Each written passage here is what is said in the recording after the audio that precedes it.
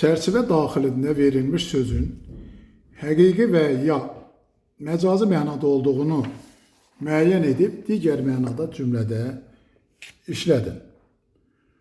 Çəkir sözü həqiqi mənada işlənib, onun məcazi mənada olan işlədilən cümlə ata dərs çəkirdi, ana dərs çəkirdi və dərs çəkmə burada çəkirdi sözü məcazi mənada olacaq. Mətnin məzmununa uyğun olaraq hadisənin davamını necə ehtimal etmək olar? Bərbər pul almadan çıxıb gedir. Belə ehtimal eləmək mümkündür. Xanım yenidən saçını düzəltir və 2 qat pulunu ödəyir. Peşmançılıq çəkir. Belə davam elətdirmək mümkündür. Və yaxud da xanım başqa bərbər çağırtdırır, saçını da ucuz qiymətə düzəltdirir və s. Bu cür fikirlər yazılsa doğru hesab edilir.